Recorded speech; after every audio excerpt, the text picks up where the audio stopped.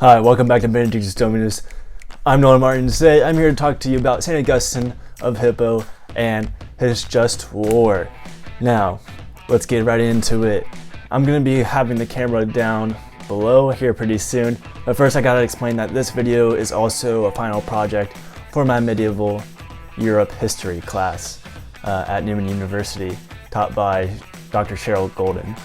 She's an amazing teacher. I've had a great semester learning about medieval Europe, and I thought it'd be a really cool project to do a video over St. Augustine, and that way it would apply to both the YouTube channel and it would apply to school. So let's get into it. Now, I know this isn't the best way to present it, but it will have to do for now because my Zoom meeting wasn't working to where I could share my screen. So I decided to print it out and do some underlining for you guys so that would be easier. Now, St. Augustine of Hippo, for those of you who don't know, was one of the most influential early Christian theologians, helping to shape medieval thinking. Now, he was also a philosopher of Christianity as well, but theology and philosophy, they do coincide in some aspects because of the way knowledge it works and the way it relates to God. That's a whole nother topic, but here he's writing on the just war. Now, this is an article from the book by Allens and Ont. It's from chapter 1, I believe, and it was provided as a primary source for this class that I am taking. Augustine, however you want to pronounce it, suggests that there are three things that everyone should keep in mind when having an action or thinking of a war. And that is you have to think about the act, you have to think about the agent, and the authority for the action, who are all of great importance in the order of nature. And that's for anything. So you're thinking about the act, what are you doing, who's doing it, and upon what authority do you have to do this. And he gives a great example, such as Abraham, who is sacrificing his son Isaac. And you know, that would be like madness if that was just some random person doing it, but he was doing it on the command of God, and that proves him to be faithful and submissive. And in the end, obviously, we know from the Bible that he did not actually sacrifice Isaac because God told him not to in the end. All right, now let's move on farther down in the document, and he tells us about the evils of war. Now, I don't know if you guys can read them right now, but he talks about violence, vengeful cruelty, fierce and implacable enmity, wild resistance, and the lust of power. Now, these are the evils of war, and these are not only like evils that can happen in war, they're reasons for you to go to war as well. If people are doing these to you, Augustine says later on that you need to have your human affairs protected. You need to get those back, and that requires action, and for you to make others act that way so that their human affairs are protected and that there's a peacefulness for the humankind and for mankind. And so those are on lawful good authority. Now, he's talked about authority a lot, but what does he really mean when he's speaking upon authority? Sorry, I hit the camera there. So I got my next page here, and he gives us basically two authorities. He gives us a good local authority, that is a lawful authority that asks us to go to war, but he also gives us God, upon God's authority.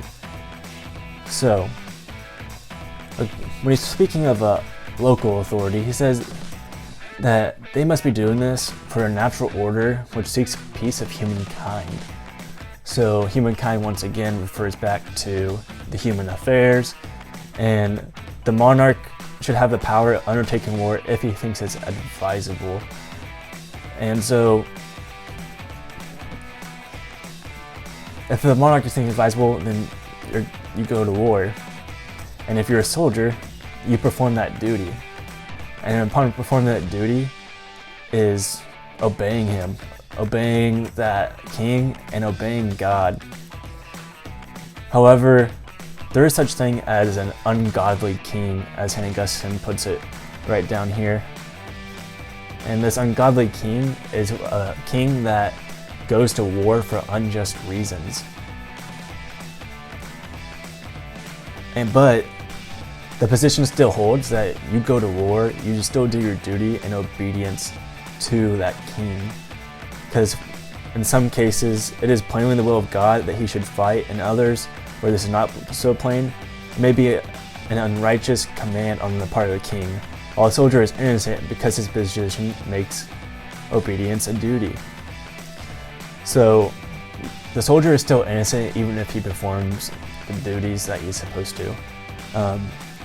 In the end, I believe that Augustine states that the ungodly king will be punished for that action because it is his action, not the soldier who's just doing his duty.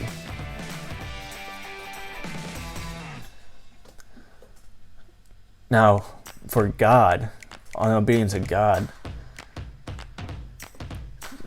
Augustine basically just presents who would rebuke God or humble him or crush our human pride. It must be allowed to be a righteous war, for even if wars arise from human passion, it cannot harm the eternal well-being of God, not even hurt saints for the trial of their patience and chastisements of their spirit, and in bearing fatherly correction, they are rather benefited than injured.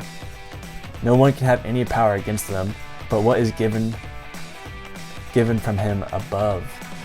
So basically Augustine there is calling everybody out who is not helping God in these wars, because he's saying that you will benefit from joining this war rather than suffer, even if you do get physically harmed, spiritually, and in the end you will gain so much more.